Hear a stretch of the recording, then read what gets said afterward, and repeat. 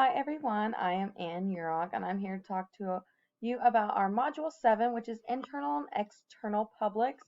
So we were asked to make a communication chart for our school. I started with internal here. I tried to keep it simple with the four major communication channels and then just examples of stuff that we use. So the first one is our district admin, and this could be our superintendent or our board of education. Some stuff that they communicate about is our policy changes or board minute and decisions and entire district information. Next, we have our principal. So our principal does communication for evaluations, building issues, office referrals, and in-service days.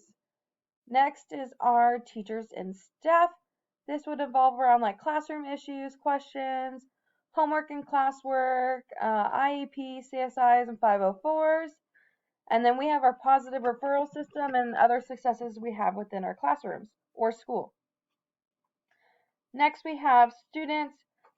This could be new or changed policies, their homework or Google Classroom, successes, struggles, and discipline are all communicated with the students, and upcoming events and activities.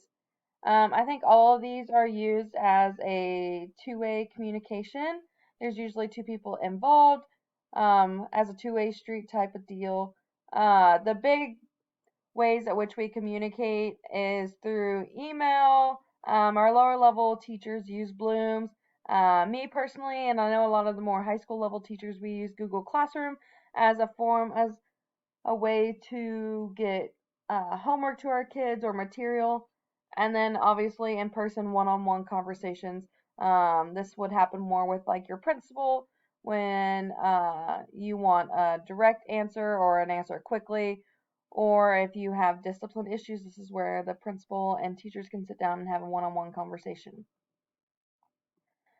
Next, we have external, and I gave 4 different groups for this one too. We have parents. Parents can be communicating about school and classroom policies because most teachers have the same, but there's a few things different every year as they move up.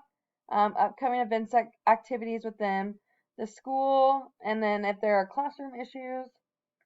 Next, we have our community members. So we have our Hope Heritage Festival here, so that's a big one that we communicate about or help out with. Sponsorships and donations to the school. And then, or if we have like guest speakers and job shadowing from local businesses. And then upcoming events in the school and community. And I did split up extracurricular activities in school organizations with school organizations being more of like Stuco, NHS, or our high school classes. So Stuco is in charge of homecoming or holiday parties. I'm actually experiencing this right now because we are actually going through homecoming week currently. So making sure that we communicate both internally inside the school and externally throughout our community. NHS, our current NHS actually helps run our after school program. So they get communication through that. And then our high school classes, they run a lot of concession stands or they run fundraisers and events throughout the school year. And then lastly on here we have extracurricular activities. So we host lots of athletic events between both of our schools. And then our FFA tends to run lots of activities throughout the school year. I know they do a lot of both internal and external communication, especially when they do days on the farm or when they bring in like tractors or their farm animals.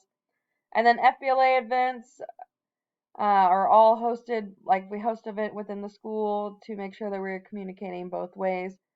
Overall, I think communication is the best way for obviously to make sure our students are getting the best education that they can and that we are using the correct flow of the communication channel.